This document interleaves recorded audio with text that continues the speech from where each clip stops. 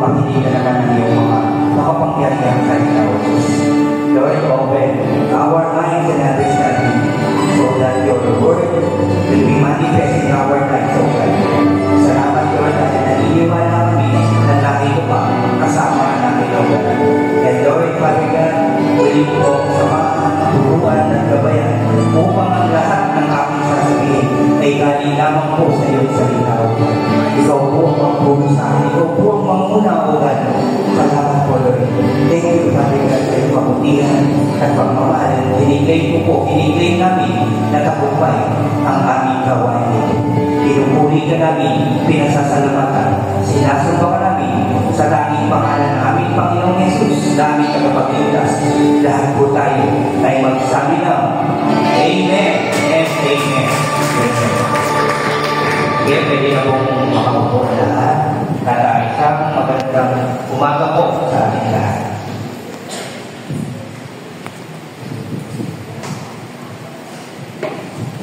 Ayan. So, tayo po mga bumiyahe at pumunta dito sa Panambahan ng ating Diyos. May napansin po ba kayong mga warning sign or mga paalala dyan sa daan ng ating kayo? Sigurado, meron daw. Meron tayo. Ano po? Meron tayo nakita. Mga signs, mga warning signs sa mga kalsada. Meron po ako dito ipapakita sa inyo na mga pictures na warning signs. Kaya, ano po kaya ang ibig sabihin niya? Very wet. Tama. Ito pa po. Iyan naman po.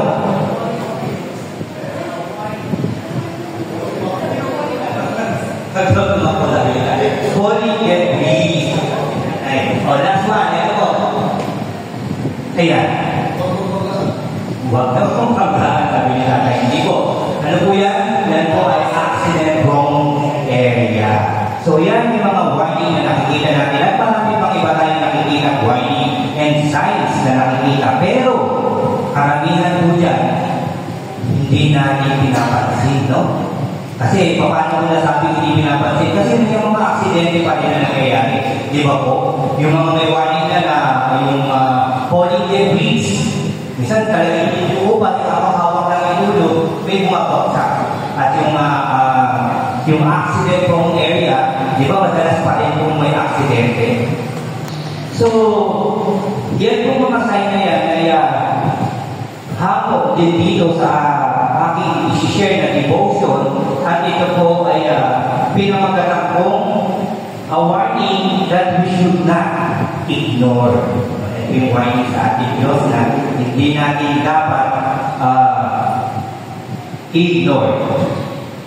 Malakay ay last book of Old Testament. Tapos doon ay New Testament which is the first book of the Bible, Matthew, doon sa New Testament. At meron po akong nabasang isang warning signs dito.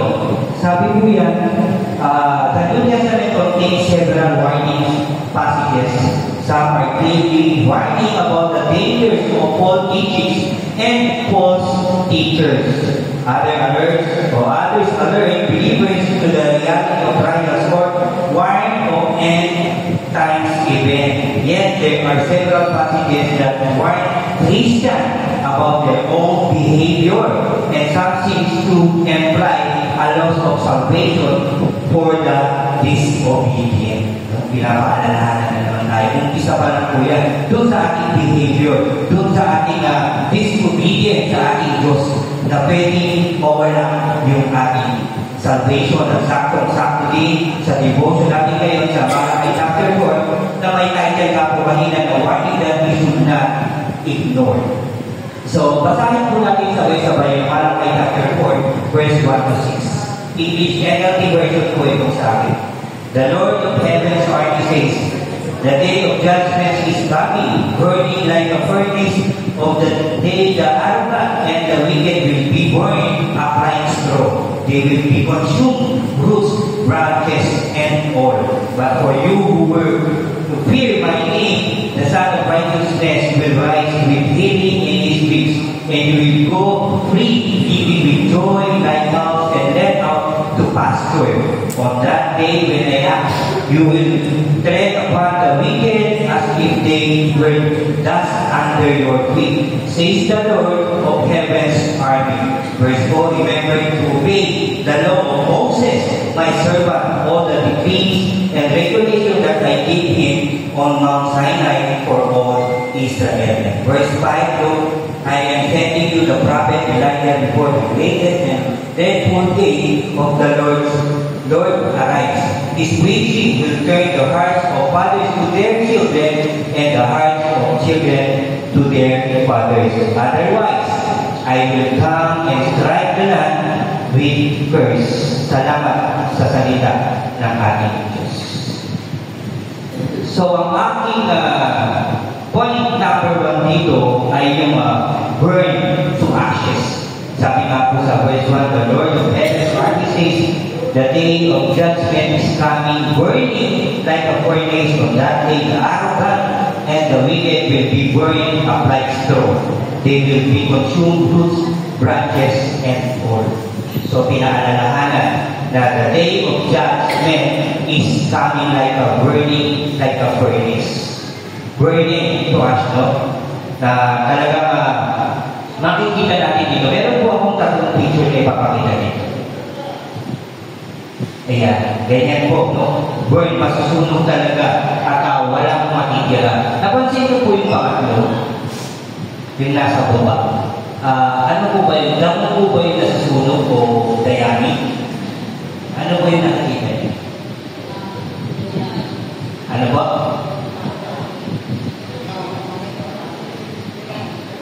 Sabi nga, talagang walang matitira. It reminds me nga somewhere na nag-aapoy.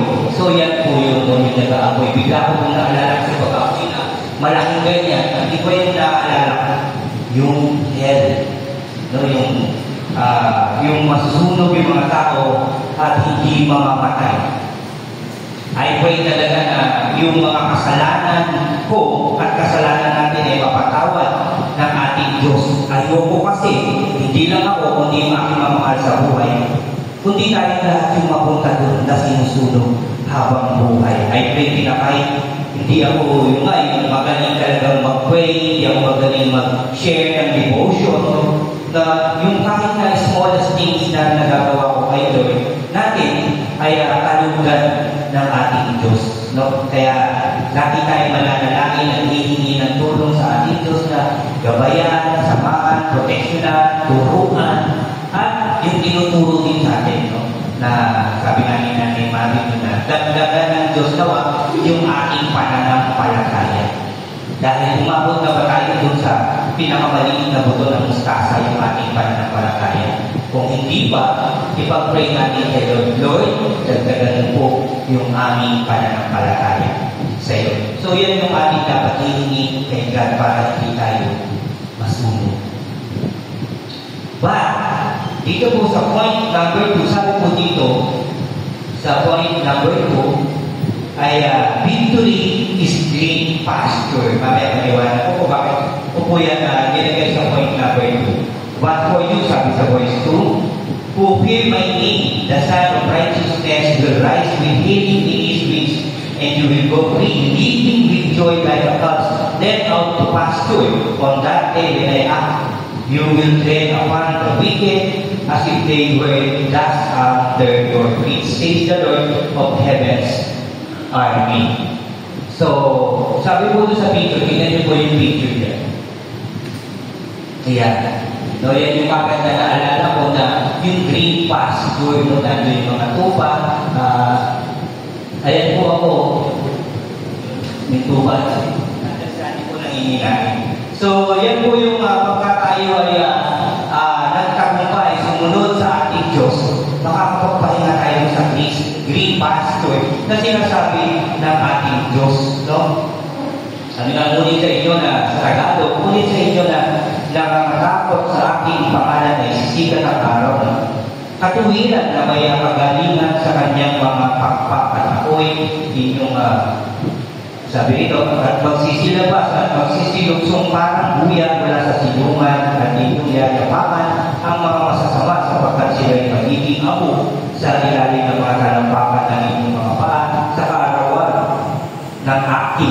gawin, sabi ng Panginoon, ng mga hukbo. Yung mga taong may takot sa Diyos, yung mga taong sumusunod ng buong puso at kaluluwa, yung mga taong naglilingkod ng buong sipag at tapat sa Diyos, sila yung mga tatapak sa mga na-burn to ashes na mga masasama. Kaya yung mga taong pinagtagumpay ng Diyos, sila yung makakapagpahinga doon sa green pasture na sinasabi ng ating Diyos. Di ba makakapag-relax tayo? Kasi sinusunod natin ng maayos, ng tama ang ating Diyos. Di ba nakakapagod talaga? Minsan nakakapagod. Pero pag nagawa natin ang maayos, di ba parang ang sarap sa piling, di ba po, na talagang masasabi natin, okay lang, kahit napagod ako kasi ginawa ko naman to o ginawa naman natin to dahil kay Lord. So, di ba, sarap magpahinga no dahil nakumpleto natin yung ating mga gawain para sa ating Diyos. So, sabi nga dun sa Psalm 23 verse 2, He makes me lie down in green pastures. He leads me beside quiet water. Sabi doon, yun po, no? Yung may tubig doon. So, nandun yung mga tupa ng ating Diyos. So, point number 3 po. Sabi ko sa point number 3, yung Moses. Verse 4, remember to obey the law of Moses, my servant, all the decrees and the regulation that I gave him on Mount Sinai for all Israel. Kagaya ni Moses, nung una, ayaw niya. Kasi ano daw po siya? Ano daw po siya? Bulod o daw po siya. Di ba? Tayo siguro hindi naman tayo sukan. Hindi naman tayo bulod. Pero minsan, tumatanggi tayo sa gawain ni Lord. Kasi po, pagod ako eh. Kasi po, may gagawin po ako. Kasi po, may lakad po ako eh. Yan, no? Kaya hindi natin nagagawa ng maayos. Kahit paulit-ulit na sinasabi sa atin, ito na, gawin mo na ito, kailangan ko ito, wala pa rin sumusunod. Sa araw nga, nandun kami sa patay na nakakain ka. Kung minsan na yung devotion natin, hindi lang isang araw wala. Minsan 2 araw, 3 araw, hindi tayo makapag-devotion. Ako, minsan 1 week pa na wala tayo devotion. So, kagaya nga ni Moses, sabi ko kanina, ayaw sumunod kay Lord yung muna kasi bulog siya. Pero tinulungan siya ng Diyos, binigyan pa ng makakasama niya at hindi sila pinabayaan ni Lord. Para ako din, no? Noon na, kaya-kaya, busy ako, ang layo kasi, wala kasi pamasahe, kasi, sabi ko ganyan. So, dapat magtiwala lang tayo sa Diyos, no? Ang mga natin na nasa langit, hindi nagpapabayaan. Naniniwala ako na kasama natin siya saan man tayo magpunta. Basta hihingi tayo ng tulong and guidance sa Kanya. Remember, magtiwala tayo sa ating Diyos. At point number 4, last book. Sabi that our Father in heaven, look, I am sending you the prophet Elijah before the great and dreadful day to the Lord arise. His preaching will turn the heart for father to their children and the heart of children to their fathers. Otherwise, I will come and strike the land with a curse. Tayo, nanalo ko na. 144, 1728, nandito tayo. Lahat nandito. God sent us. Siyempre, una na, tayo ng speak network.